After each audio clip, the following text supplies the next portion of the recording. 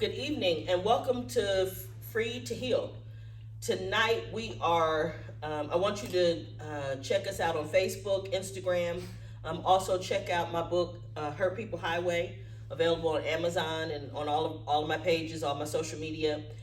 Tonight we're blessed to have Fabian Deborah, who is with Homeboy Industries, but Fabian has served time and also come out. And the important part about Free to Heal is the healing part and what you do once you get out of prison that helps you to heal. So Fabian is going to talk to us about him. He's going to introduce himself, and then we're going to talk about his incarceration situation as well as him being home and how the incarceration affected him and those things that he did, because he has successfully reintegrated. On a side note, short note, just wanted to say that Fabian and I are two of the 5 people that were selected to participate, and we did participate over a couple year period in a documentary with Van Jones called The First Step. The documentary is not widely available right now, obviously due to the pandemic, but as soon as it is available, I will let you all know. The issue was the legislation that Van Jones worked to have passed, which has since had more than 15,000 federal prisoners released. And it was called The First Step because it wasn't intended to be the be-all, end-all of prison reform. And so we were part of the group of 5 from Los Angeles that went to meet 5 people and interact with 5 people from West Virginia, with us having dealt with the crack epidemic here and them dealing with the opioid epidemic, which were handled in 2 totally different ways. The crack epidemic was criminalized. The opioid epidemic is being given compassion and and all that. And we want the compassion for those people. We just wish it had been extended to those people that were addicted to crack as well. So without further ado, ta-da-da-da, Yeah, thank you, Noreen. Fabian Deborah. Hi, my name is Fabian Deborah, and I am originally from El Paso, Texas, although I am from Boyle Heights, East Los Angeles. And, growing up in the housing projects of Aliso Village, Pico Aliso, that's where I grew up during the 80s, the crack cocaine epidemic, as well as the Ronnie King uprising. So I was only about 10 or 12 years old during that time. It was very difficult. I think for me, my obstacles began when I come from both immigrant parents.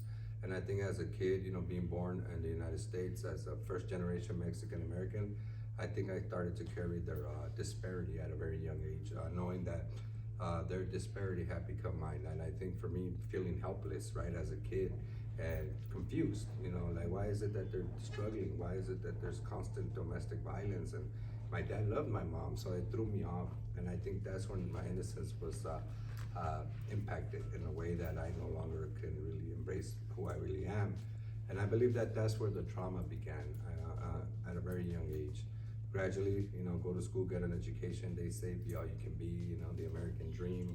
But that was taken from me at a very young age, I believe. And I think not only did I become helpless to my mother, but I became hopeless. And I think that's what impacted me on many choices and decisions that I was making as a young man. School was no longer of interest, but one thing I did discover at a very young age was the gift of art. And I think that gift of art is something that actually saved my life on many levels, But eventually, due to all the trauma, my father, he had to do what he had to do. He became a drug dealer. He was providing heroin in the housing projects for a very long time. So I grew up without a father, in a sense. He would go in and out of incarceration. Tehachapi, Delano, Wasco, Corcoran, all the prisons I visited as a young man to go and see my father, right? So it is become a cycle. The cycle began. And then gradually, at the age of 12, behind the choices I was making and not having a father in my life, I felt that the homies were now becoming that refuge, my escape. And so I made a decision to join a gang, which felt right at the time, but which was probably the worst decision I ever made. It took me time to recognize and realize that. But in that moment, it felt right. But I didn't know what gangs came with. So. But I just want to tell you, I just had to stop you and say, that was the mind of a 12-year-old. What would anybody be expecting out of a 12-year-old? A bad decision? clutch my pearls. You know what I'm saying? What would you think would happen to a 12-year-old? But go ahead. No, absolutely, and I think that's where a lot of and so I made that choice, and now I'm starting to act and become like the man that I start to resent. My father. I then ended up in East Lake Central Juvenile Hall. I ended up in Camp Gonzales, now in Youth Authority, and so on. And I'm just following exactly what my father was doing, selling crack cocaine myself, and putting myself in these dangerous situations. But it took me a while. I mean, I do have a mother who is very, without my mom too, she was the rock. She always believed in me, always there for me, regardless of what situation I was in. Mom always in the dean's office, probation's office, court cases, court visits. Mom was always there, and I think that prevailed in the long run. But before it did, I couldn't. The disparity of mother, like the way she pleaded and begged and cried for me to get out of the gang and stop making these choices. That's a very ugly image, but it took me a long time to really recognize it in ways. So I think for me, being stuck in this revolving door for approximately 15 years now, I gotta say, Father Greg Boyle from Homeboy Industries, I lived 5 houses down from the Lord's Mission Church. Okay. So I was his neighbor, and he came to the projects in 1986. And I remember in my encounter with Father Boyle, he tried his best to help me as a young man, but there was nothing anyone can say to help me shift the trajectory of my life. I guess it had to come from within me. Although he was consistent and kept shining the light and kept guiding me in ways that my father couldn't at the time because he was incarcerated, and that too prevailed. So I gotta say, eventually after 15 years of lost in this revolving door of suffering, misery, and pain, I had a near-death experience. I became a drug user, and I think for me the drug of choice that was methamphetamine. I did every drug in the book. The only drug that I didn't touch was heroin because my father said, whatever you do, don't touch this. Right. So I said, okay, I'll do meth. I'll do meth. Okay, well, next best thing, whatever, right? Yeah. Tomato, baby. Oh yeah, I ain't gonna do that, but I'm gonna do this one over here. That's better. That fixed it. And so but it's all stems from the misery and the absence of hope in a sense. And when I became the meth addict, I started to resemble my father so much in ways of my actions that I too now was instilling hurt in my children the same way that he did when I was a kid. And I could not live with that. I could not stand myself and live with the fact that I am now that man who is impacting the innocence of my children in ways that it's going to only contribute to the cycle of violence. And so the voices came, man, and these voices started to speak to me in ways that invited me to kill myself. And I had 3 near-death experiences, 3 attempted suicides behind methamphetamine. And in one of these events, I remember I was in the garage, and my mom would hit the double-edged sword.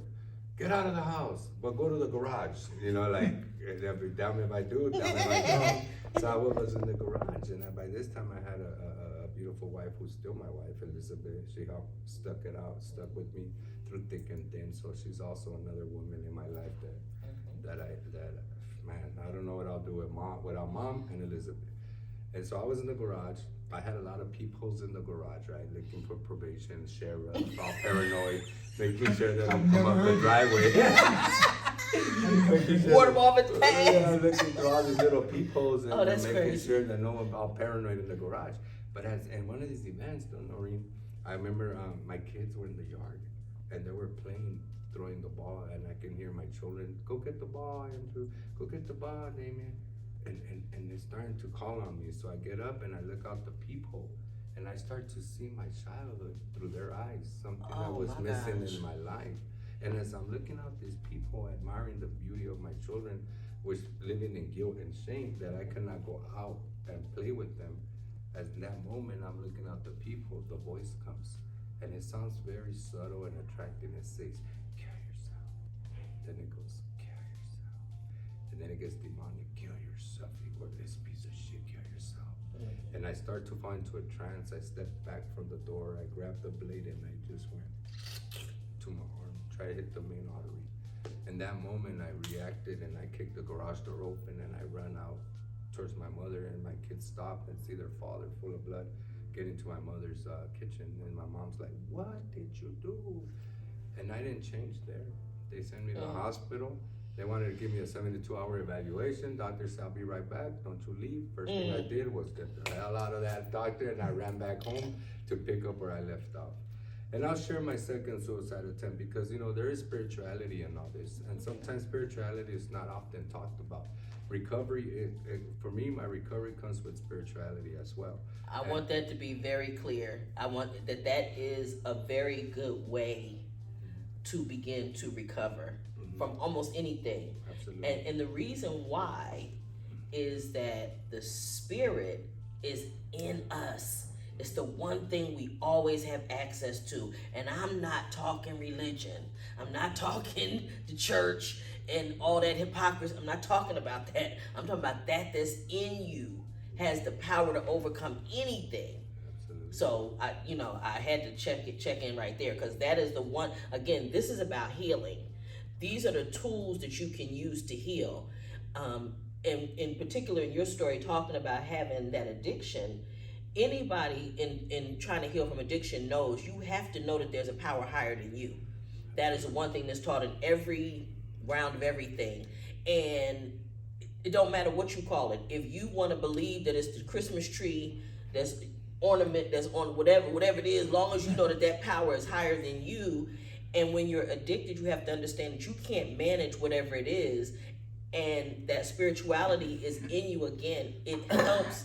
It is the one thing you will always have as long as you're in the body. And when that's what leaves the body when they call you dead, okay, is the spirit. Because even in your near-death experiences and your suicide attempts, it wasn't your time.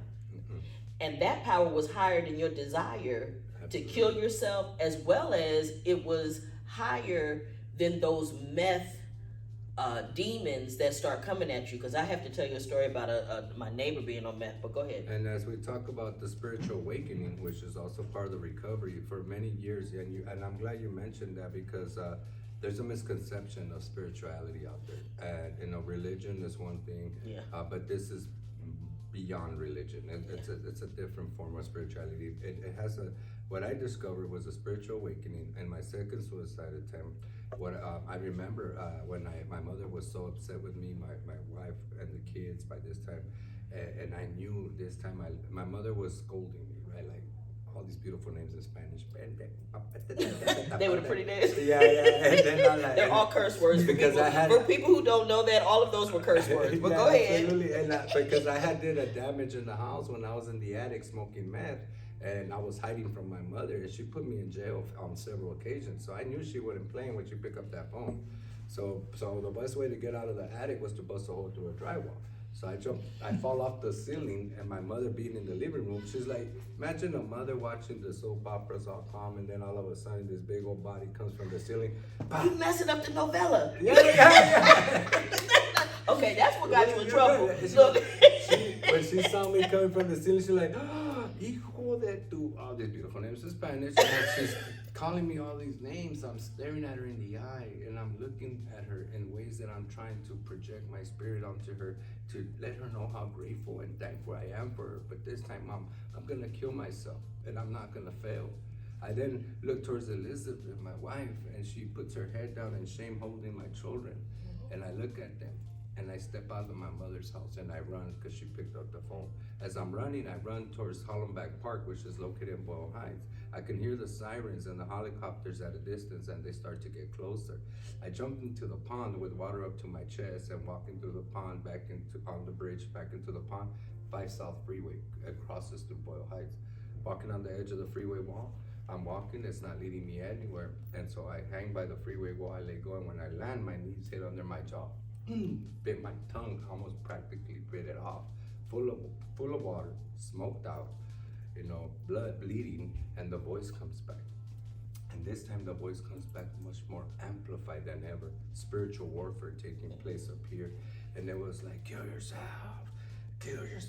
So loud and taunting, and no disrespect to any spiritual, any religious person, but I did look up to the sky and I flipped out. I disrespected God. I said, F you, God. And I ran across the freeway. First lane, second lane, third lane. I'm running full speed trying to get to the center divider. And as I'm getting towards the center divider, there's a truck at a distance, And I remember turquoise suburban truck getting closer. And as it's getting closer, I'm realizing it's not gonna stop. I clench my fist, I twist my body, and in this moment I say, my kids! Last cry for help. And right there and then, there was this gust of wind. And I felt the push hit my chest so hard in the center divider, then I hear,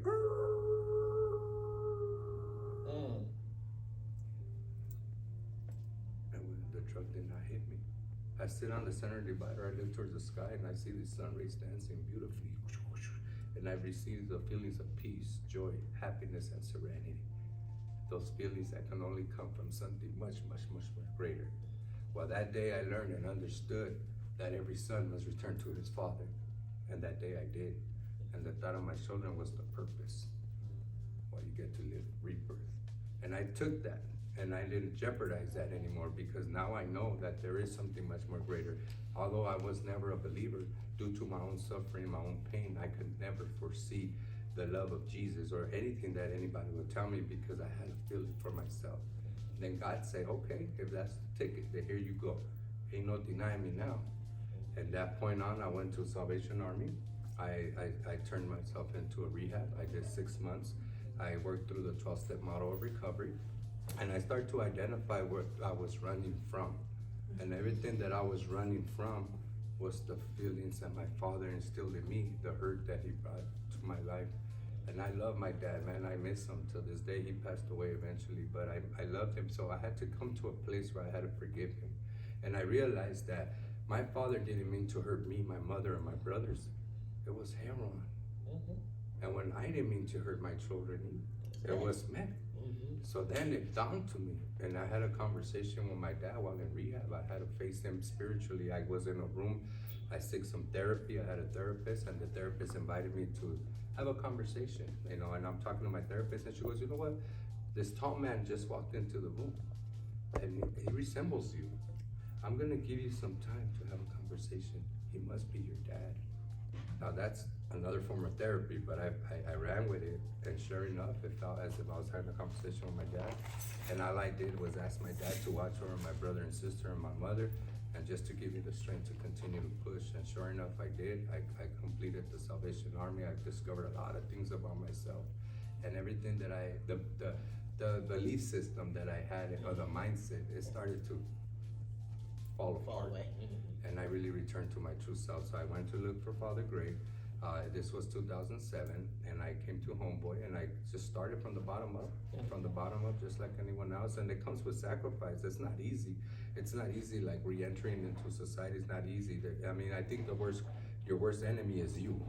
And so we gotta get beyond those negative, the stinking thinking they call it, negative self-talk and all that stuff, because you're the one holding yourself back in the reality.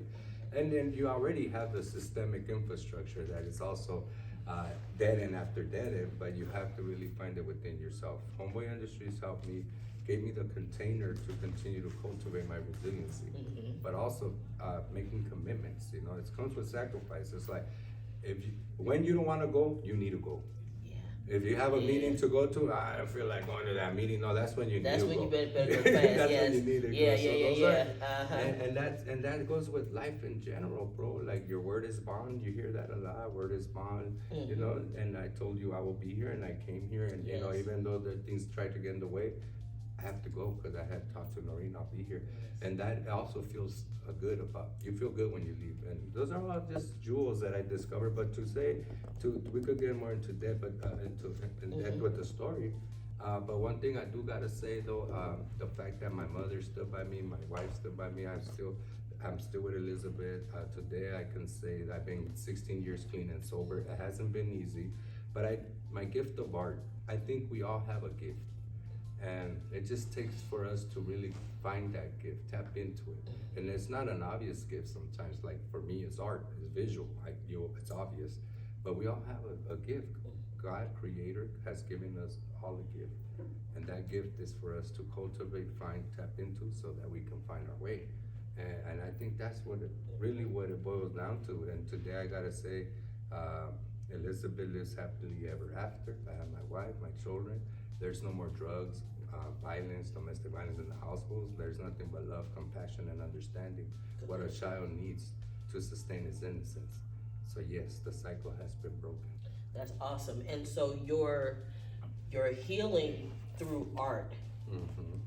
Talk to me more about how you developed it and what you do with it, and what goes on at Homeboy when you're Yeah, with that. absolutely. So I think a lot of it, it's what I call a cocktail, right? It's a little bit of everything. It's the 12-step model, substance abuse, that's therapy, as well as my own practice as an artist. I think creating imagery that corresponds to my community, giving of yourself, helping others, all that, it's a cocktail. And I think, and there's a balance in all that. So for me, Homeboy Industries provided me that container that I talked about, and it put me in situations that I was then prompted to go back to school. So I did go back to school and became a state certified drug counselor by the Board of California. So I do got my KDAC 2 licensure, which I talked a lot with Virgie at the time. We were connecting behind that, and it was good. That was one way of helping me stay sober. At the same time, it gave me a sense of pathway, right? Because it didn't matter about a background check when you're in substance abuse, because they pretty much know. Right. Yeah, they pretty much know where you're coming from. So that also helped with the it minimized the obstacle, as well as the art. I always had it in me since I was a kid, and that also has allowed me to see the world. I've painted and been traveling the world on various occasions. I'm a keynote speaking. I tell my story on many settings, and I think that is part of giving back. And so with the art, okay, so I know that Homeboy Industries has all those various programs. So what you do specifically with the art? Absolutely, I think the art. What is it that you actually do? Okay. Or what does it look like? If I were to come in, Absolutely. I'm homegirl, I'm trying to get it together. What does it look like? So the art is not to make Picassos out of people. I think the art I think for me the art is in the healing is in the process. So healing transformation via the arts, that means that the arts is the vehicle and the communication, the universal language that we utilize in order to make connections with your true self. So the way I function is I move with 3 R's. The goal of my curriculums when it comes to the arts, whether it's any discipline, whether it's visual arts, theater improvisation, music production, creative writing, any of the arts, multimedia, graphic design, whatever discipline we utilize, the 3 R's that I'm intentional about is to reconnect, re-identify, and then we can begin to reimagine what a future can look like. So let me stop you right there, because you mentioned all the various forms of it. So let me ask this: do you all engage in a particular project or a particular, like for a particular session? This session it may be visual arts, and this is that okay? So yeah, we do it all. So Mondays, for example, at the Homeboy Art Academy, a little structure that we have is Monday we do visual arts, and we do grief and loss via the arts. So for example, I'll give you an example. I want to learn how to airbrush, and everything comes through cultural knowledge, cultural arts. Lived experience, and anything that is familiar with the populations that we serve. It is their conversation. Okay. It's just for me to tailor around what it is that the need that needs to be met. Okay. And so, for example, grief and loss were intentional. So they want to learn how to airbrush T-shirts. So I take this opportunity and say, we're gonna learn how to utilize the airbrush. At the same time, we're gonna do grief and loss. So who is a person in your life that has passed away, that has possibly continues to linger in your mind, or that you miss dearly? So we're gonna take a shirt, we're gonna learn how to airbrush and do a memorial T-shirt of someone that you lost. And so through various processes, we'll be able to say, okay, who's that person in your life? They mentioned the name, let's write about her. What are those things that he had gave to you or she, and so on. So it's a process. Then we do the airbrush T-shirt. Now they take back the control of the overwhelmingness of the loss. And then they get to give that T-shirt to a family member who passed away. Okay. That is him. And then, so that's just one way of doing things. But we also bring in something that is very vital. And I do believe that when I talk about cultural ancestral lineages, we bring culture. And we're not just talking about Mexican American culture, we're talking about African American culture, drumming circles, right? Healing circles, African drumming, We also have indigenous folks from Tonga, Lakota, come sing song and storytell. And I believe that once we start to rekindle and reconnect to ancestral lineages, we realize how many values we have that were solely taken from us. Right, You know, right. so that's intentional as well. That's Which is another- awesome because when you talk about getting back, and those 3 R's again are reconnect, re-identify, re-identify, and then and reimagine. Reimagine. So with now future. when you're reconnecting to the original you. Absolutely. You before you started piling on all the mess. Before you start piling on, and mess is not the right word. It's before you started piling on the trauma. Absolutely. Because, you know, we've talked, I think, about it before, is that instead of saying, what's wrong with you? We should be asking what happened to you.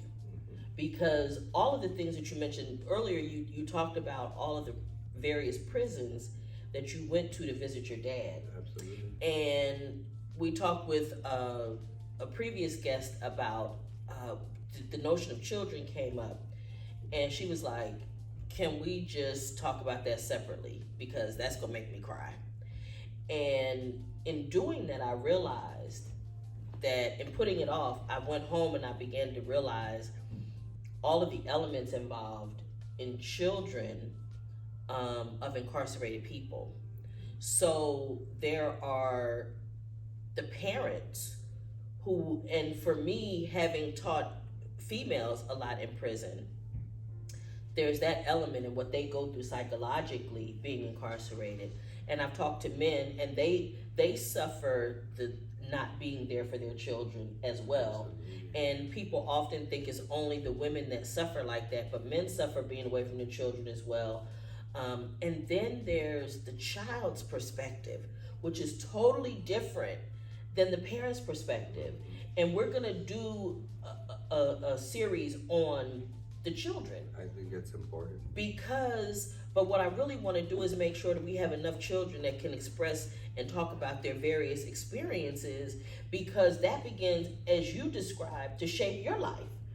So all those visits to the penitentiary and what that did to you, even just getting through the visitor's gate, just that process by itself. Yeah, it was demoralizing. I mean, the fact that I had to see them pull my mother to a separate room and put their hands in her bra.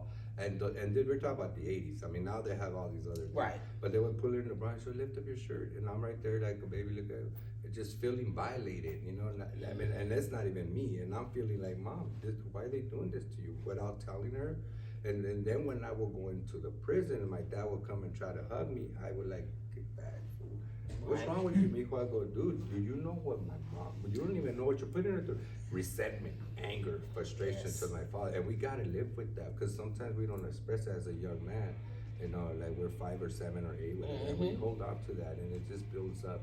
And I think when we talk about childhood, I think part of the recovery process is to revisit that childhood of ourselves. Yes. Because in that there is where we can probably tap into the disconnect. And that's when we have to invite ourselves to remove from ego, from pride, you know, masculinity, all that stuff that has kept us from really becoming vulnerable. And I think in prison for the men, there's no room for that, and it's very difficult for us to share vulnerabilities, you know, because we can't. It's a survival mechanism. Yes. And so I do work in Tehachapi Peace State Prison. I bring arts for the lifers. I'm in Yard A, level 4, and I work with lifers, and we do create space for them. And that's probably one of the only spaces where they really can reveal some things, and then they block it. Right? Yeah, but you know what's up, fool. You know Group what's is up fool. in 10 minutes. Group is over in 10 minutes. Let me put all that back down there and going about, you know what I'm saying? 'Cause now I gotta go back to this shit again. You see what I'm saying? But it's important for people to understand that that's a survival mechanism. Absolutely. And once you begin to open up, though, it's very challenging. And once you tap into that vulnerability, you can't just turn it off. Once you've had those awakenings, once you begin to understand some of those challenges and where they stem from with you, you don't get to unknow that. You don't get to unknow or unhear or undiscover that it was the challenges stemming from your dad's circumstance, which, let's be clear, immigrants, your parents were immigrants. Absolutely. Being undocumented in the United States has challenges in terms of earning potential. We're talking economics, okay? So with them being immigrants, that created a situation where your dad felt like, and I'm sure if you asked him this, he would tell you, I gotta feed my kids. Oh yeah, it was out of that, Right. and I know it was out of that. He had to fend for his children because he couldn't find employment, and when he did, it was 2 days, 5 hours, because he was construction worker. So you could only imagine, what that was like. So he had to do what he had to do. I So don't he blame did him, that, but it came with all. but it came with the stuff that it came with, the unintended consequences to that for his family, in addition to, of course, now then you talk about introduction of drugs. All of these things start to stack on top of each other. They're not isolated. You can't isolate them. And then one of the things I want to say too, people in America have a tendency to look their nose down on immigrants that migrate here. But when I think about what it takes just as an American to leave Philadelphia and go to Atlanta to go to college, much less leave a country to go to another country. I don't even speak the language, but I'm so convinced that this is not tenable here. If I want better, I got to get the heck up out of here. So you migrate somewhere, and when they talk about, oh, they're just coming here to get on welfare, no, the people that stayed back where they were living in hell, they might be those people. But these people here that left with their kids and the clothes on their back to come across to trek on, that ain't safe. That's not safe. And so they're doing it. They're the people who were doing something. They're the people who had the courage to do it. I told my brother, I was probably a sophomore and he was a junior, and he was telling me he was applying to go to college in Atlanta, Georgia. He said Clark College. Well, I didn't even know where it was. And I was like, he said, it's in Atlanta. And I said, you can't go there. He said, why? I said, because it's too far away. He said, watch me. And he went, and then that gave me the courage for me to go. But the fact of the matter is, the concept of leaving just my hometown, I thought I could go upstate Pennsylvania to Lincoln, or maybe I could go as far as a couple hours away to Morgan State or something like that, which is where the majority of the people that I grew up with went to school. But the concept of leaving just your state, your city, your neighborhood. I got people that grew up in the projects that I grew up in that raised their children in the projects that I grew up in, and they're still there. When I go back home today, they're still there. Their kids now have units. They're raising their grandchildren in the same project, in that same little bitty fishbowl. So the concept of that immigrants are the lazy ones, whatever, no, that I thought about that like, no, do you know what it takes to do that? But coming here, so there's the challenge of, I gotta put food on the table for my children. And then those unintended consequences, which led to a lot of trauma, which I'm sure, and the one thing I found out about men in general is men want to take care of their families. They want to, they're imbued to provide and protect. That's just in the DNA of a man. And so, if you're a man, real man, right? That's what real men want to do. So now I'm looking at my babies and they want to eat. They want to eat 3 times a day. They want things, they want shoes on their feet. They want the things that they want what the other kids have. So now I feel a pressure for me to provide those things, and I can't. And so now I got to just do what I got to do. I got to do what I got to do and go make it happen. And they begin to do those things not understanding what it's going to lead to. And in this case, it led to, and what made me bring up that desire to provide and protect is it also, the not being able to do that tears at the soul of a man. And then it will result a lot of times in domestic violence. And it produces that as well. It's a ripple. I think, their dreams were killed when they got here. That was never their intention. And I talked to my mom, and they always wanted the best. That's what their intention was, to come to provide and give their children the best. That's always the intention. But systemically, they're not aware of what to expect. And I think my father did what he had to do, but yeah, the ripple effect, right? It's like a ripple effect. It started with the obstacles of immigration leading to decision-making as survival mechanism, drug dealing, which led to neglect, abandonment for me, growing up without the father because he's too busy providing, and then he gets upset because I'm trying like, dad, and he's like, hold up, he's more worried about the police, and now I'm thinking, well, you don't must not like it like you used to, and we start interpreting stuff, you know. So I think it's just about undoing all that, and that's the invitation, and it's not easy, you know. It's not easy, but it's worth it, you know. And I think too, like when you just said, he's dealing with this over here, trying to deal with the police and whatever, and you want to talk to him, and now you're thinking in your head that he don't like you, and it has nothing to do with that at all. And in the mind of a child, and this is why I think it's really important to talk for us to get people who were the children of incarcerated parents to be able to talk about it, because the other side of it is, who did you have to talk to about that? Who even knew that you were being traumatized like that? Who even knew, particularly you talking in the 80s, you know, we weren't dealing with childhood trauma, and, you know, we weren't even talking about those kinds of terms. There was not even many resources for us in the 80s. No, makes me think about when you say how your dad slapped your mom and she went up under that bed, came out and still called him the name he told. That's traumatic. That wasn't just easy just to sit and watch and listen, watch your mom be abused like that. But nobody thought to come and say, hey, Bobby, come over here, let's talk. You want to talk about that? Can you even imagine anybody saying, can we talk about how you felt about that? No, nobody's doing that. Nobody's offering children, certainly not in the 80s. I mean, we're just now getting to that point now. Now I think they're going overboard. Everybody is chic to have a damn therapist, whatever. Safe spaces. Safe spaces. Yeah, that's another word. Trigger You know what I'm saying? We're triggered. You know, all that kind of stuff. Now we go from one extreme to the is nothing or this excessive stuff. It really is. And listen, and I'm not saying that we don't need to face trauma, and I'm not saying any of those things. That's why I'm doing what I do, because I know there's trauma and I know we need to heal. But at the same time, I mean, we just go from one extreme to the other. Everybody doesn't. I have a friend who was an excellent father. And his daughter told him that he was the source of all her childhood trauma. This girl grew up in Chicago. She had the best of everything. Her mother is buying her $600 Louis Vuitton purses as a kid. You know what I'm saying? Like, they went to the best of schools, you know, all these kinds of things. And not that meant that everything was perfect. But you never missed a meal. You never had any of those things. But yeah, you got childhood trauma. What was that?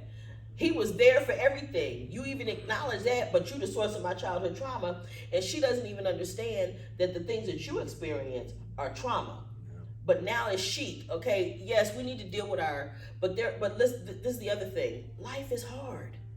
Duh. Life is hard. What we should be teaching children, instead of everything is about, well, how do you feel about that, little Johnny? Okay, how do you cope with whatever is going on? How do you get beyond that kind of stuff?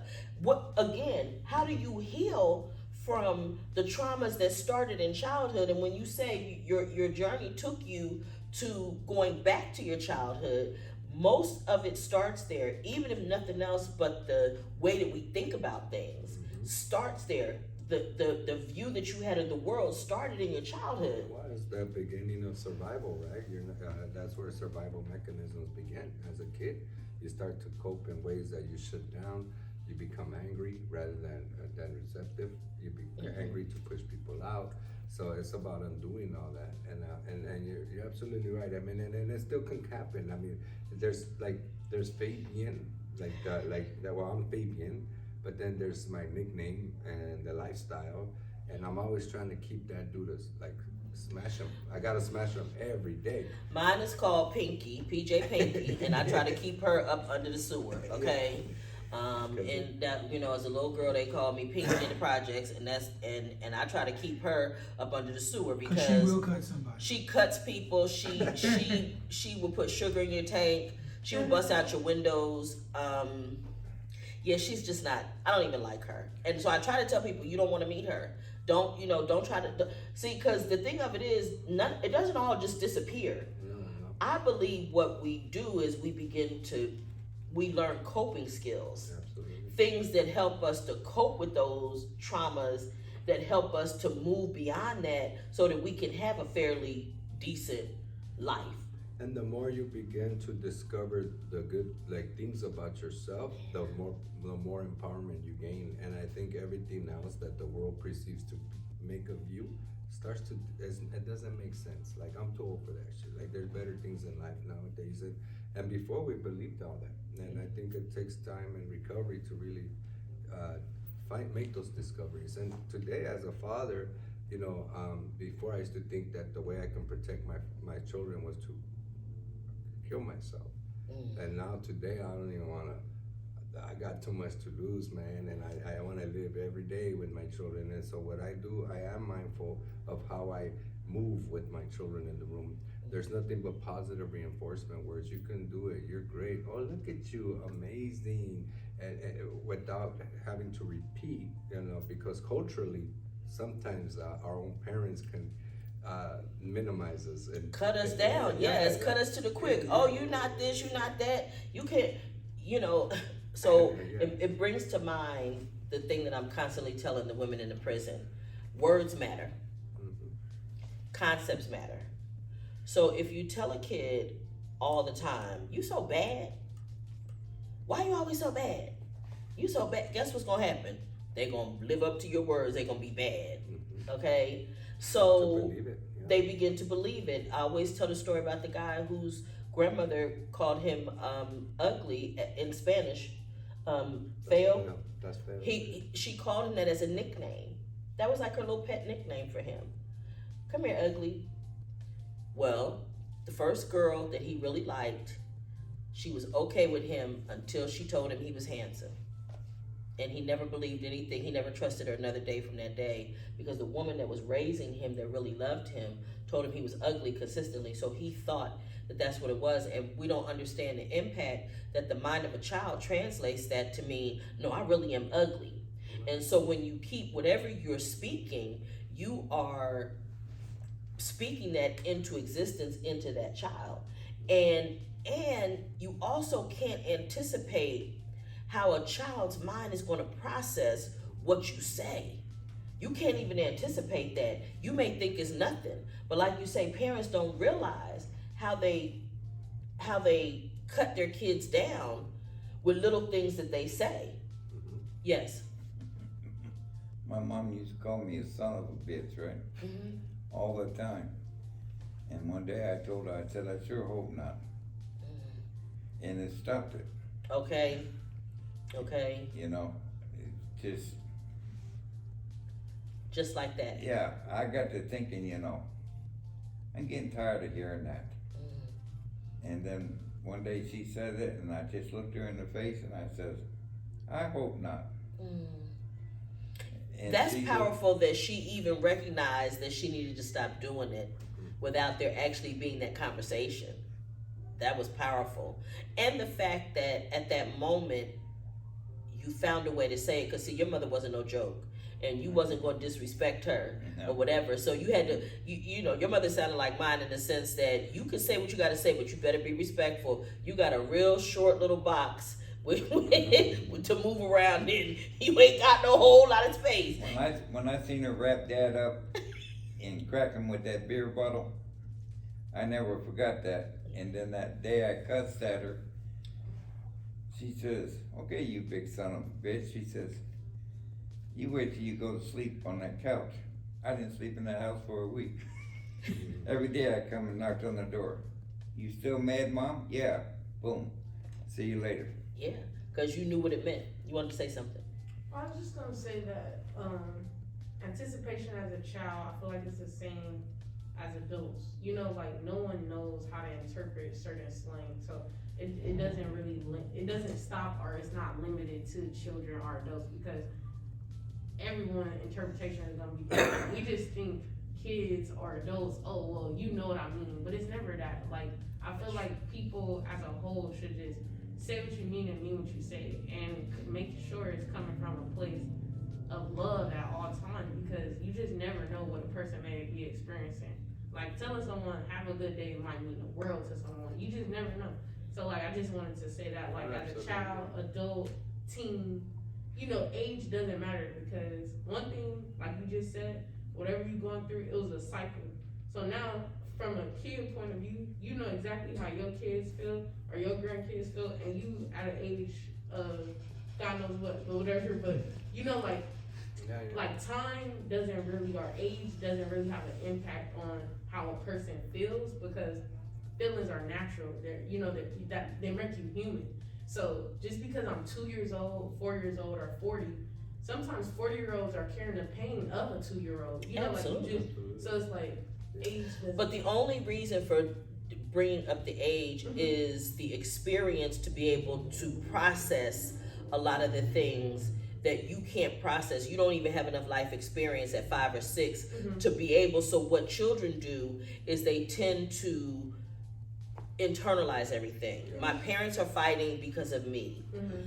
We had a lady talk about how her son thought that the mother and father went to prison because of him, but they didn't go to prison because of him. They went to prison because of whatever they did, as you know, that they did. So in relationship to that's the only concept where it does make a difference. And you're right, we don't know how they're going to feel. Feelings come from within each person, and each person is affected differently. But that's the only point for talking about how children feel as they're coming up.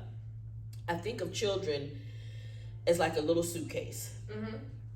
And they're going to have in their life whatever the people around them put in that suitcase. I definitely agree with you. I just feel like, I don't know, like, cause I guess since I've been around like elders who have had mindsets of 5-year-olds, or I've been around like people 50 who like go through relationship problems that teenagers go through, you know, so it's just like, I really learned that like, we sometimes limit our knowledge or our wisdom by placing an age on someone or putting them in a category just because they're younger than us or older than us. And it's like, really, like, life is life. Like, no matter if you 5, 6, like what you just said right now, you said a kid thought that they were the reason why their parents are in jail. And you know how many parents hover and harbor that their kids are in jail because of them, not because of the actions that they chose, the path that they chose. Like, people harbor that. Like, even, you know, like the people that you come speak with, they sometimes take control. Like, my son could have not died had I this, you know. So it's just like, you just it's kind of compatible. And I think all these conversations are great because it's complex. There's complexity, right? Complex trauma. And that's what they call it. And I think there's actually a term, right? Yeah, and I do believe that that's why healing is very important. So because we're all in different levels in our journey, or different places of our, you know, different journey, different paths. Feelings are the same. Feelings are, the emotions and all that run the same. But I also believe that, you know, when you said some people act like 5 years old, maybe they stopped growing. They stopped growing at that point, and that's what happened. Emotionally, spiritually, and then they get stuck there. And a lot of people have that, and they harbor that. That's why, like, I've learned to like really be careful with my word usage and generalizations. Yeah, and generalization, because you just never know. Like, this person, I've met like 50-year-olds, 60-year-olds. And like, they be stuck in their trauma sometimes. They never got a chance to heal. So I'm not talking to the 60-year-old woman that I'm talking to a 14-year-old girl who lost her innocence when she was raped. That is correct. You know, so it's like, you just now learn. I never generalize. Like, I never be like, well, kids are nope. I don't generalize. I tell everyone, you know exactly what, because you just never know what someone's going through. You know? Absolutely. You wanted to say something? Yeah, you know how I've been brought up. I've been raised by the state. You know. Today, I have fun.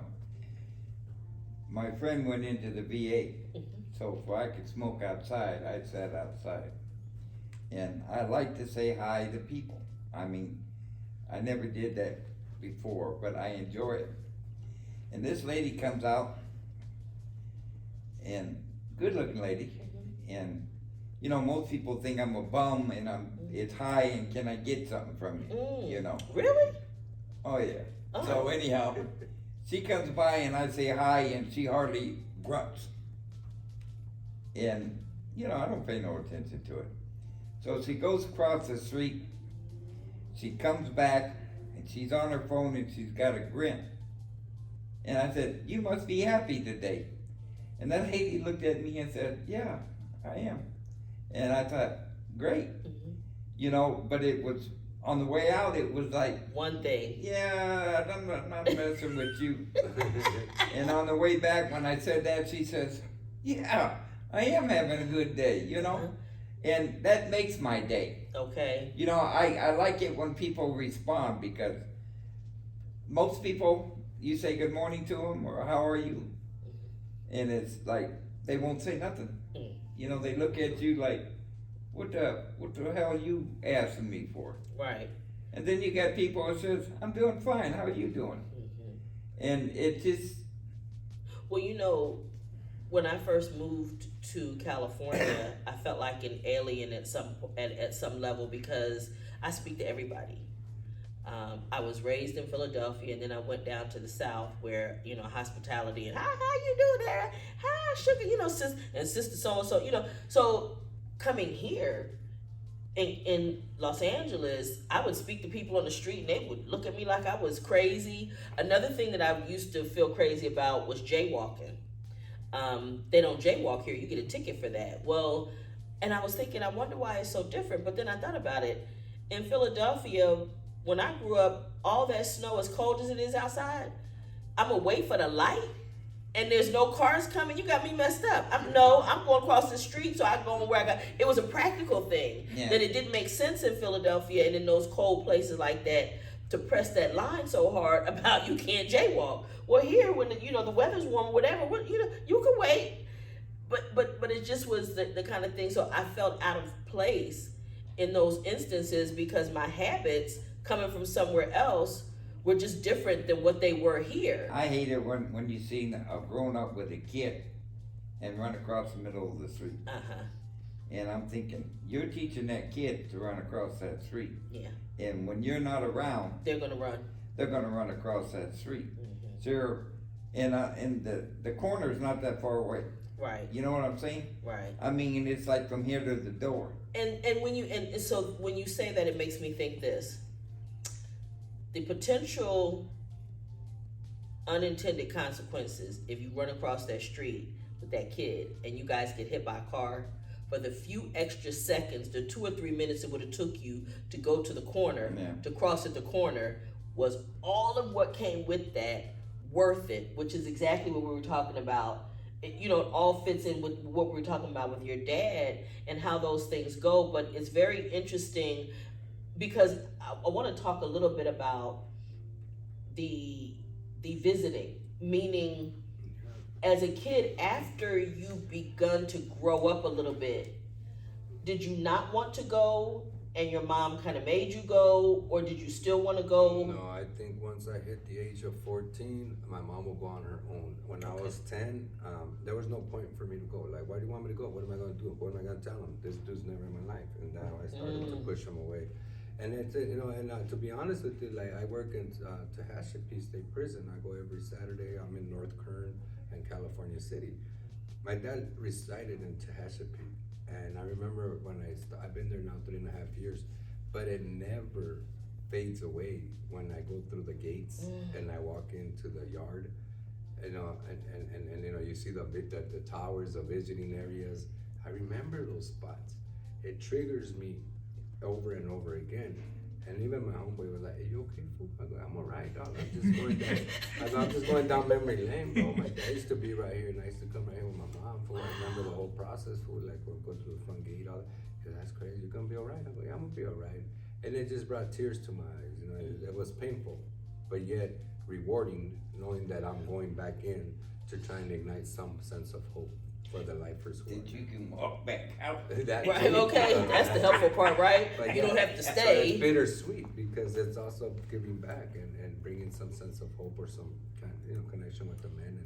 And then hopefully too, some of those men maybe one day may get out. Well, I do have a story. I can call him by the name of Al. Al I met in Tehachapi, and I remember I've been going there now for years, 4.5 years, and he would come to my class. And I remember Al, he had 28 years. He had did 23 of that. And he's like, "I'm gonna go home one day, fool." I go, "Yeah, you're gonna go home. You just keep up that good work, dog." And he goes, "Yeah, I have someone watching over me." So he was so fair. believer of a higher power, but he discovered that. It took him years to discover it, but he gave himself the opportunity, and he started to do the work. And when I mean by the work, that means really getting to the core of his wound and what is it that put him in this trajectory in life. And he wanted to come home and see the light. He told his mom I would. So I kept seeing him for 2 years. I said, if you ever get out, bro, come find me. I'm at Homeboy, just ask for me. One day I get a call, man, and I'm at the studio, and then one of the guys from Homeboy called, hey, Fabian, there's some dude looking for you, fool. And I go, well, who is it? And do I owe him anything? Why do I owe him money? And he goes, do I give him your number? I go, well, who is he? And then, well, who is he? He goes, hold on. And they're like, hey, bro. I go, what's up, homie? Who's it? Al, fool. I go, Al, you forgot about me already? He said, no. And then I like, Tehashipi. I'm out, bro. They give me a second chance. Where you at, bro? I came looking for you. You gave me your word.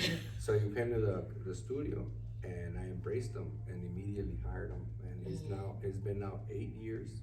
I mean 8 years. He's been out 8 months and continuously doing the work. He kept his word and he started the work inside, and he picked up where he left off out here. Now he has this job at Homeboy, and he's becoming a pastor. That's how he felt. That's Could serve. Yeah, and then also building a relationship with his daughter. And why I say this is because it can be done, but the beginning of reentry begins within you. Reentry means reenter to your inner spirit, your inner soul. Reach in and check that core wound out. See what are those factors, those things that have put us in this situation in the first place. And there your resiliency will be nurtured and cultivated enough to have you withstand anything that the world will throw at you. But if we don't visit that, it will come out sideways, and it will keep coming up, because I know it does. I'm walking, it triggers me. Hey, kick it. Okay, you gotta talk to him. I see that, and I keep moving. And then I had to learn that what are the most, it's not what people say about me. That doesn't mean anything. I say this story to the homies, because I used to do the drug testing at Homeboy Industries, and that wasn't a pretty job. You're always surfing with me. I go, homie, I didn't wake up today and say, let me see, today I'm gonna go mess with so-and-so. I got time for all that, dog. I go, you know what? Hope comes in the form of a drug test, bro. If you only see it in that way. I'm not here to catch you. That's not my get down. I'm here to help you. And it comes in this form. No, drug test, But I tell the That's story. That's kind of brilliant, baby. Yeah, hey. But here I just thought he was just a pretty face all this time. See? And then that's the kind of approach I have. And also one day I know they'll be like, man, F you, call me out of my name. And it triggers me because my mind wants to say, oh, you don't even know who I am. You don't know. I want to go there, but that's the easy way. Nah, kick back, fool, stand there. It's never about you. It's about the individual and how he carries it, right? And once you make it about you, you've lost the battle. You have surrendered to it, or succumbed to his belief system. So you got to stand firm. And then, one day, my father Greg and folks be like, hey, fool, how do you do it, dog? These fools get on your face. They yell at you. Aren't you afraid? I said, oh, yeah, trust me. I'm fearing inside. But you know what's more important? They can call me punk, call me out of my name. You good, good for nothing. But you know what's important to me? They're like, what? When I get home, and my kids call me daddy. That's where it's at. And it took me a very long time to get to that place. And I would not allow anyone to derail me from that beautiful sound. Daddy, daddy's home.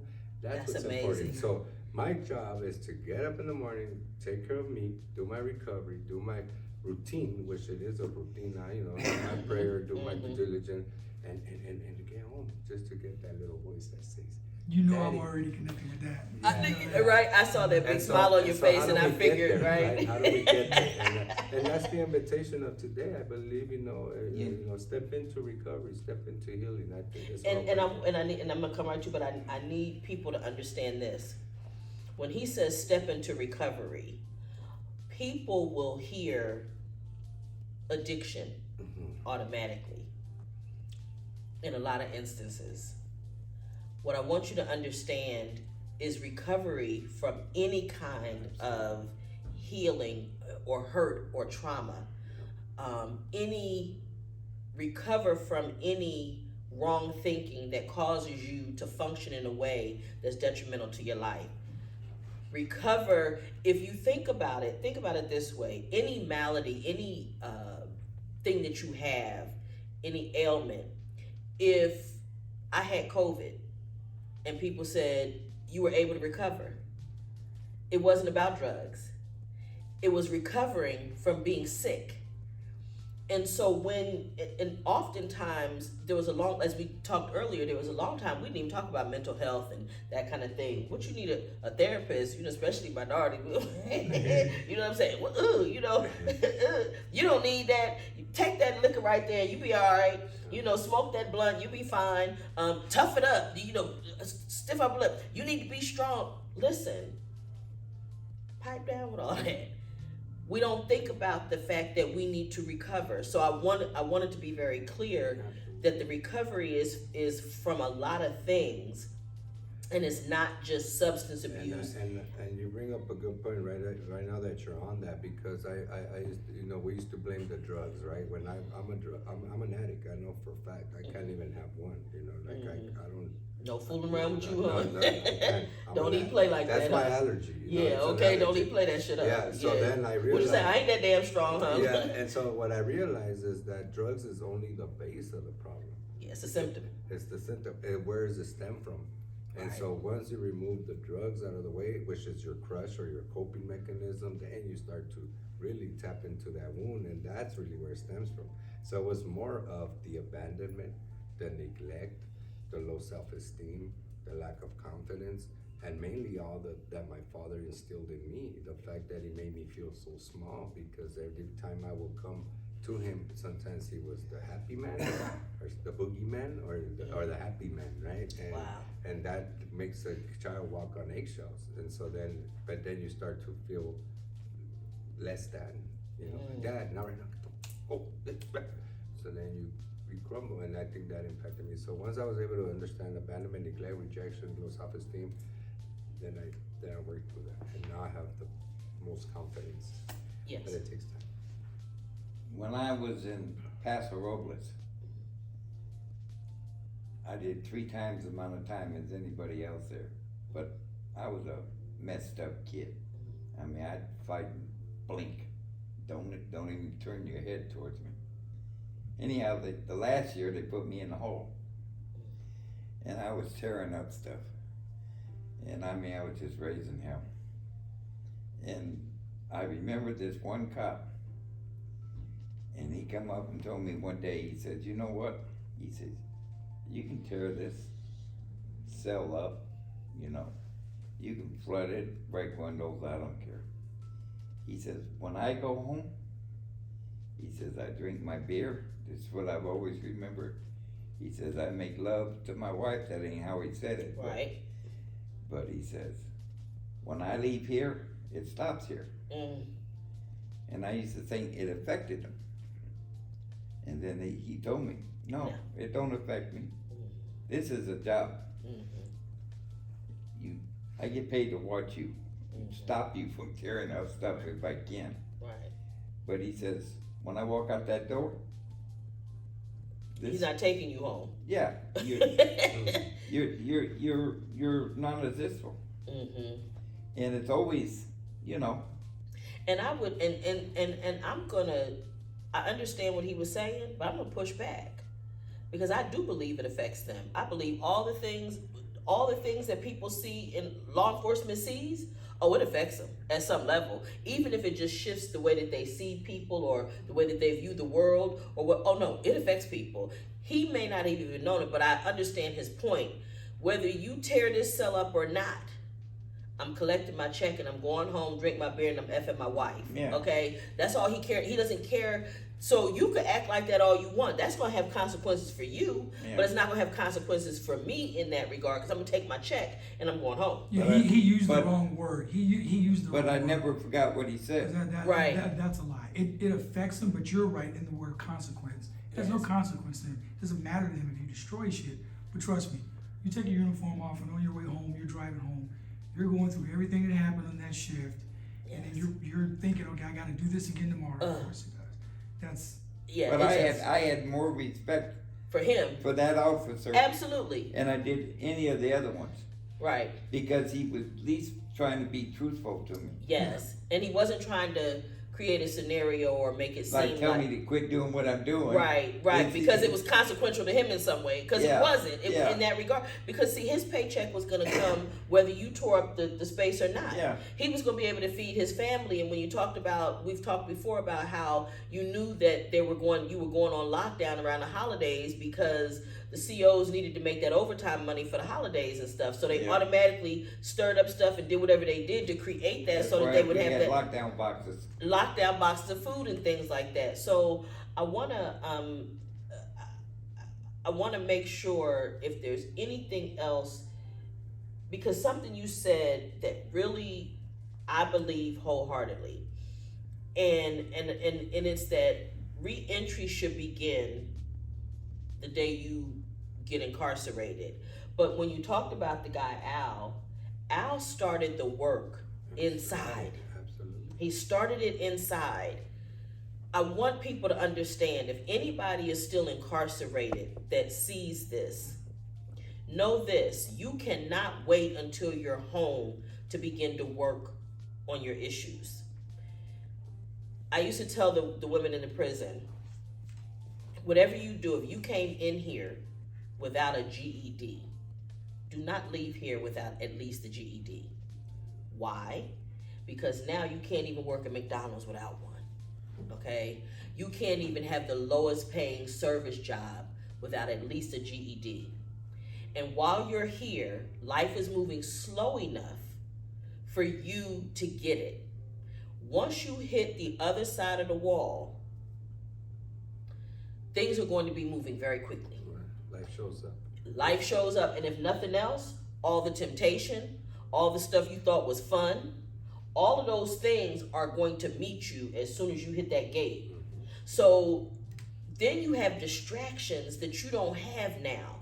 So on the inside is where I say take that time where things are moving slow enough and look at it this way. That's the least they could do for all the hell they're going to put you through while you're incarcerated, is you can get a GED so that you have a chance. But there's more to it than that. There's the work of unearthing at a minimum all of those things that put you on the trajectory in the first place that led you to incarceration. And making those sacrificing choices, giving up whatever it was that brought you here in the first place, and that's hard in itself.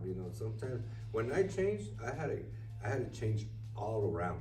It doesn't Your mean friends, everything. what you Yeah, did, there were how no you rattling the partied. pants, 1 foot in, 1 foot out. No. I had to change completely around, and who I'm hanging out with, where I go, where I kick it. All that had to shift because there's triggers there, and there's also a temptation there, and so I had to get a clean start. And the thing I put in front of me was my family. That was it. Because in the end of the day, you start realizing the myth behind this belief system. And I think it's really important when you talk about the belief system. It makes me think about the 4 Agreements, Don Miguel Ruiz's book, The Four Agreements. I use that in my Homeboy Art Academy. Absolutely, because one of the things when it says one of his agreements, the 4 agreements are be impeccable with your word, and it's more about being impeccable with your word that you tell yourself about yourself, as opposed to what I tell you. Now, certainly, if you're gonna be impeccable with your word with yourself, the way you do anything is the way you do everything. So typically, if you build that as a habit and a practice, it's the way it will flow. The next one is don't make assumptions. It's what you said earlier. Right? Don't make assumptions. Don't generalize about everything and everybody. Don't make assumptions that because what you see, you just assume that it means this. That one, along with this next one, which is don't take it personal. No. Don't take anything personal, because if someone is praising you, it's more about how they feel about themselves and their belief system in the world than how they feel about you.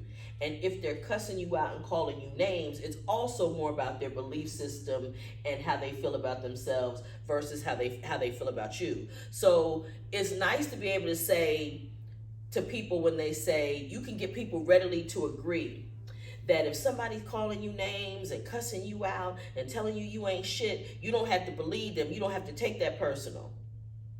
But do you realize that when they praising you, you ain't supposed to take that shit personal either? That's it on both sides. So when they loud you and Well, you I know think you all do that, take it personal. Huh? I would. but you. In other words, listen. If you have accomplishments and you appreciate that, and listen, this is what I'm saying. If you appreciate that, fine, okay. But don't build how you function with the world and how you see the world based on how somebody else sees you or their version of what they're saying to you. That's the important thing, because what that will cause you to do is you'll be tossed.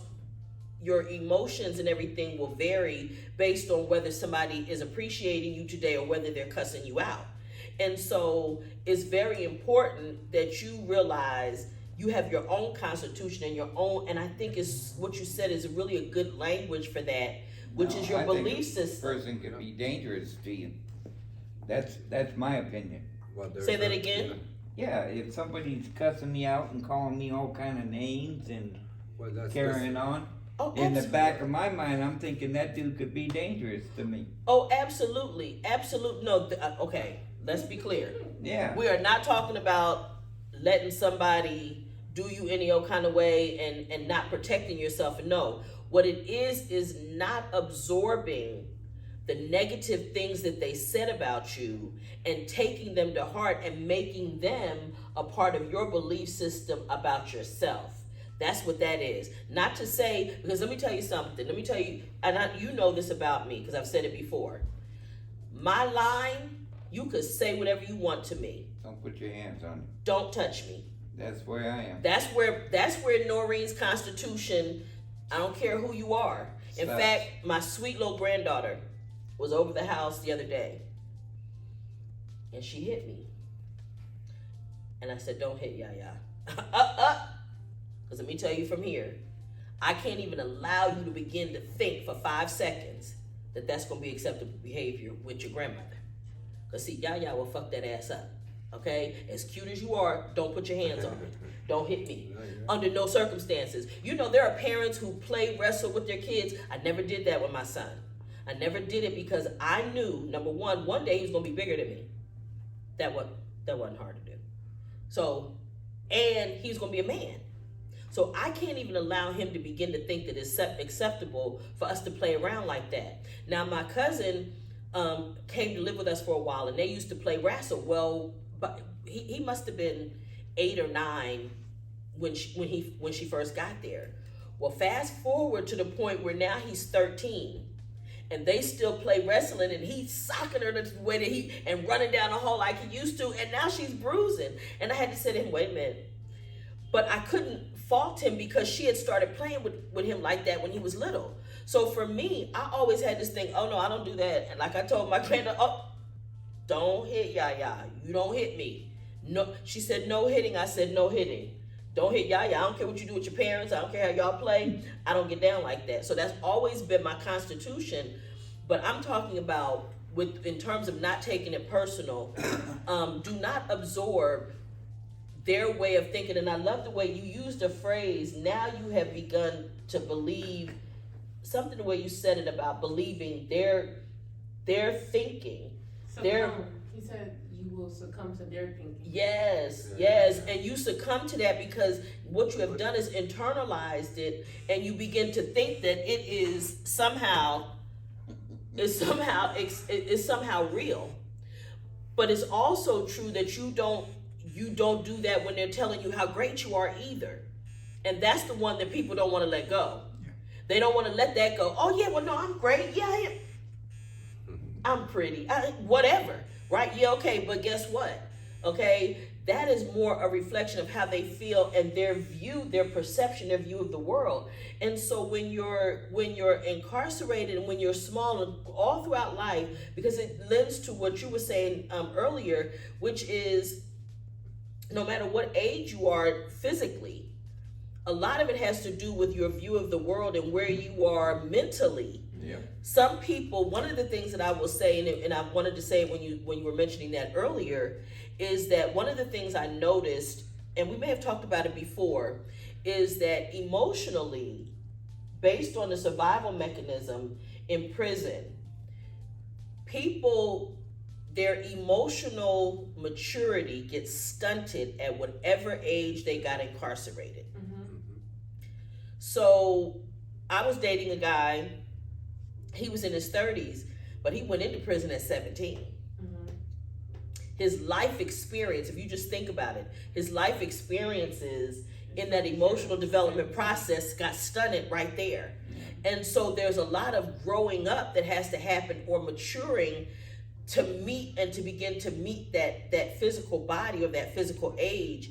And so oftentimes when people come out, relationships become very difficult, because I see this big, beautiful, strapping, gorgeous, grown man is what I see. But inside, I'm not that. I can't function as that, because I still have the mindset of that teenager who was addicted to the life that he was living. He told me before he came home, about a month before he came home, and he said, I need to talk to you about something. And I said, okay. And he was like, I've never been addicted to any substance. I'm not a big drinker. He said, but I'm addicted to the hood. He said, and that's my concern. And what he was saying is he was addicted to that lifestyle. And he's not the only one. We had Kufan here, Bernard Cooper. And when I read his book, I can hear the addiction. He talks about how the life kept calling him back to it. Everything would draw, the slightest little thing would cause him to revert back to, and to continue that. He didn't want anything other than that for a very long period of time. So there's an addiction that happens to the adrenaline, to the camaraderie, particularly when you feel as a young person that you don't have the support you need at home, and abandonment is huge. I would venture to say, between all of the men and all of the women that I've come in contact with teaching in prisons, abandonment is probably the most common issue that people face. Is there's a sense of abandonment. And so that becomes problematic for people, and it's something that has to be dealt with. It makes them feel less than, and it causes them to want to be around. It certainly leads to involvement in gang life, because that tends to feel like it provides that sense of belonging. There are certain survival needs. There are certain basic needs: survival, fun, love and belonging. There's two others, but right now my head won't go there. But the bottom line is that those are basic needs that we all have, no matter who we are. And everything we do, we're going to try to satisfy one of those needs, even if it is not the right decision at the moment. But we're going to try to do that. You wanted to say something?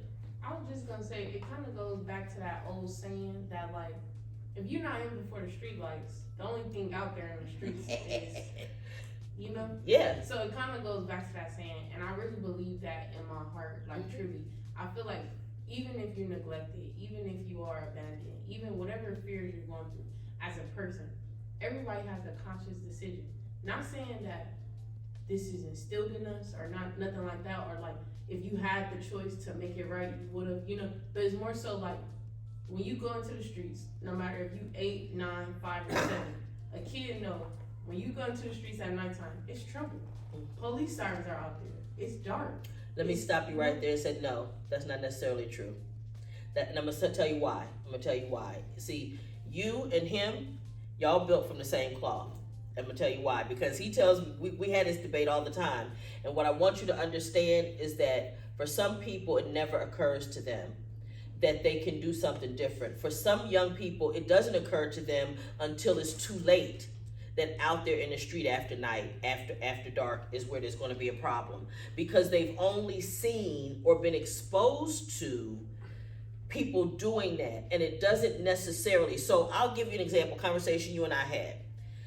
We were talking about economics, and I was saying how a lot of times Black businesses don't get the pricing and things. They don't have the supply chain, right? We were talking about we were talking in particular about fake hair, Mhm. and he was saying this is a man who's traveled the world. So in his mind, well, then no, you don't stop there. You just go to Malaysia and you start your own. Listen, I'm very accomplished. Traveled the world and on vacations. I never lived nowhere else. What he said never stinking occurred to me. It never occurred to me that you could just go to another country and open up another supply chain.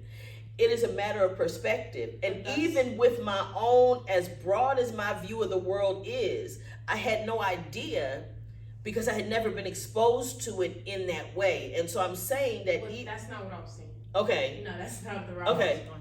I was more so leaning towards, I feel like since so much of this is happening, like you just said, a lot of kids face abandonment and neglect, and what they end up running to are gangs, are Okay. the big homies.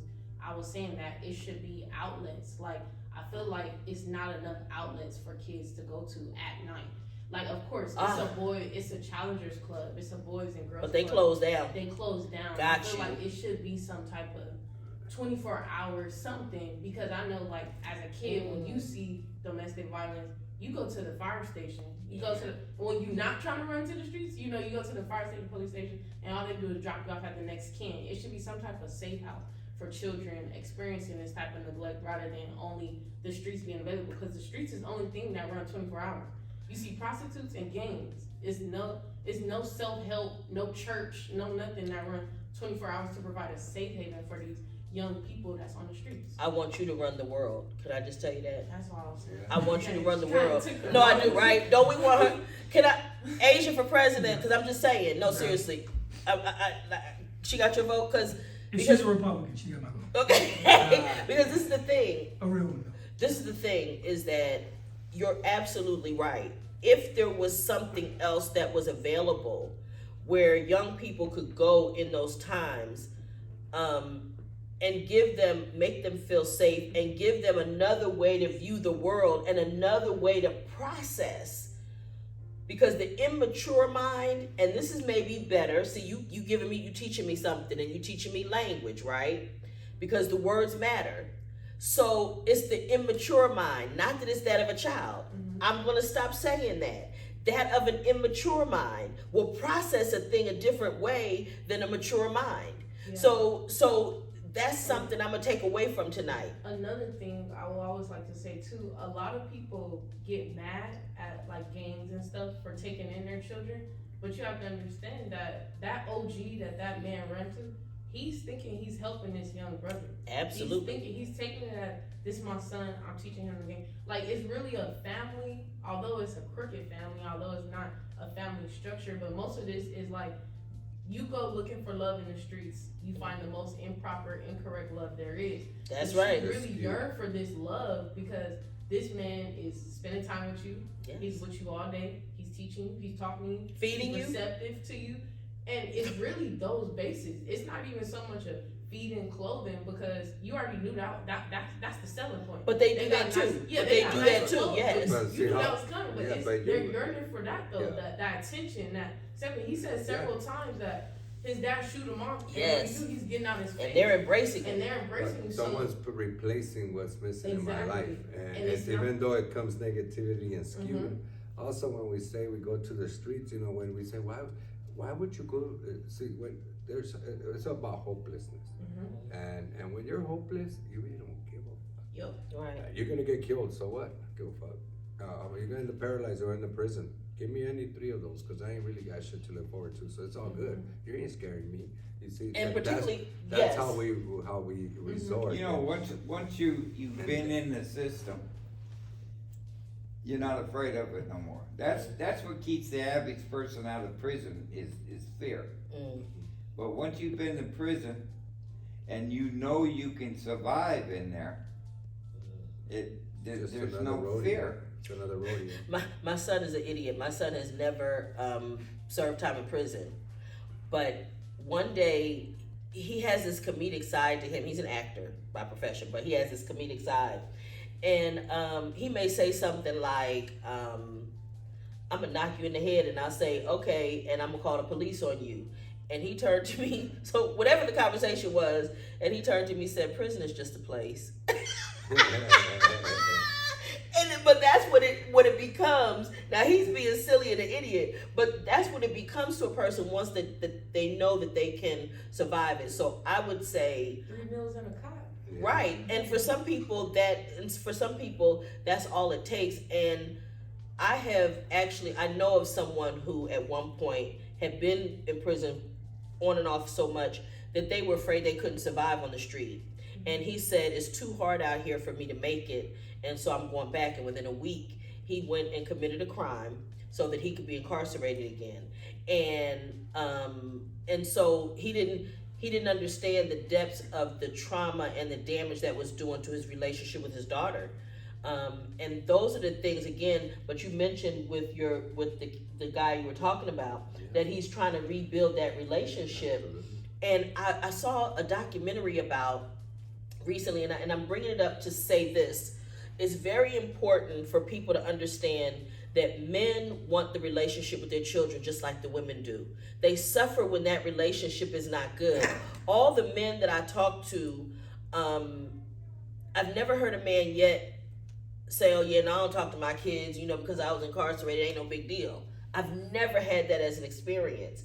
And so it's the other thing that I talked about, I think, with Yvonne about most often when a child is murdered or somebody's murdered, they go to the mother and they bestow all this love and everything on the mother, which they should, but they often ignore the father. The father lost his child just as well. And I think that we just don't often give enough empathy and concern for the father that loses a child just as well. You know how I know I have changed? I watched the Hallmark movie. You did that by itself ought to be it. No. But no, I'm just saying. But I'm saying it was about this little girl. She was about 5 or 6 or something like that, and she was gonna die because she had cancer. And that movie went on, and I cried so much. I mean, I'm talking tears, that I wanted to shut it off, but I wanted to see the end. And I cried through that whole movie. I ain't talking a tear here. No, and you a was tear snot, there. you were the ugly cry. Yeah, and when it was all over with, I thought, what the hell? I would have never done that before. Right. That's how you know when you change.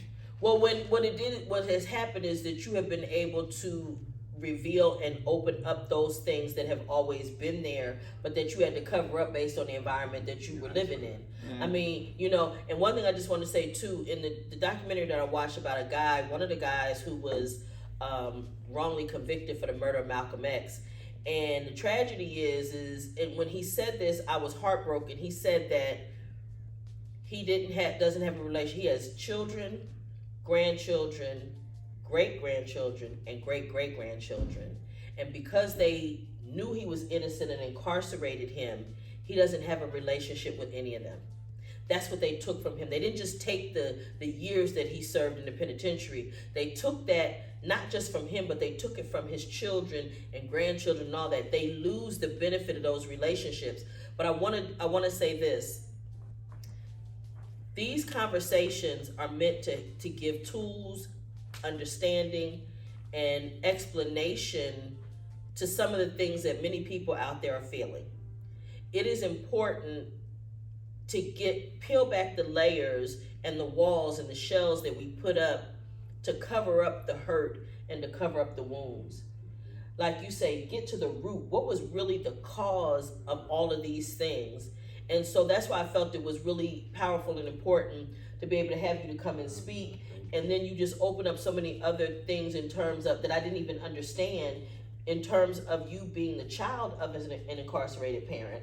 I think we had touched base on it. I think you may have mentioned it over the years, but I don't remember it. And then talking about you having to visit those prisons, all of those things create wounds, but they now also create the opportunity for you to help other people heal because you understand it.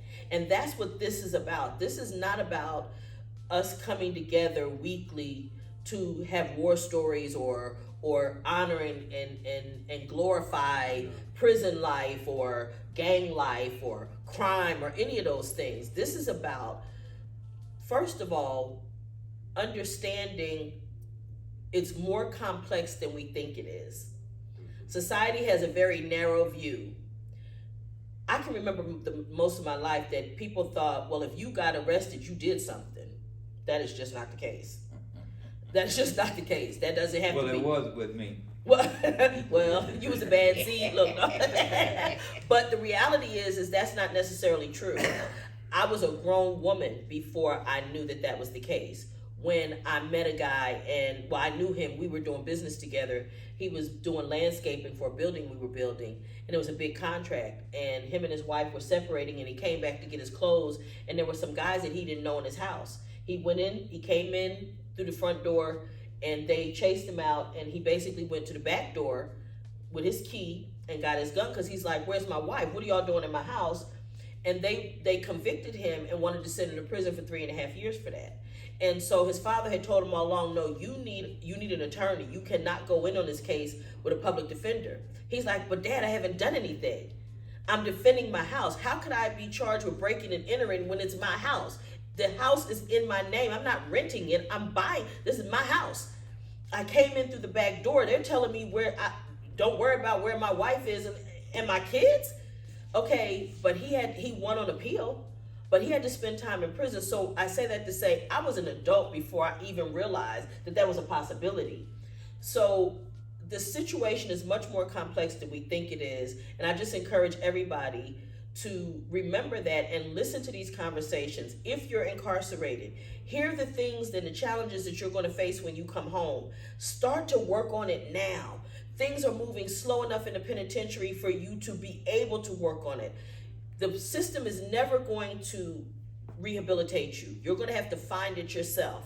But it's important for all of the things that you lose by being incarcerated, that you have as much going for you, as much, I would call it momentum, to hit the gate running, to try to do the repair work that you need to do. And so I want to just thank Fabian for taking the time. I want to thank you for the work that you do at Homeboy. I want to give a shout out to Homeboy Industries for all the work that they do, the great work of creating employment for people who have come home, understanding that just because you were incarcerated does not make you a throwaway. It doesn't mean that you don't have anything of value. We have talked here often about the fact that they used this gentleman for his labor.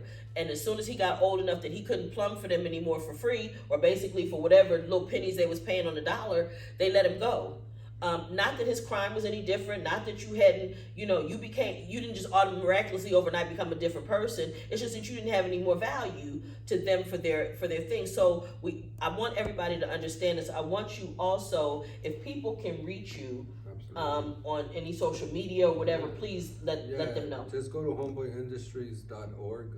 That is the website. There you will find the Homeboy Art Academy link, and all my detail and information will be there. We also have Somos _LA _arte.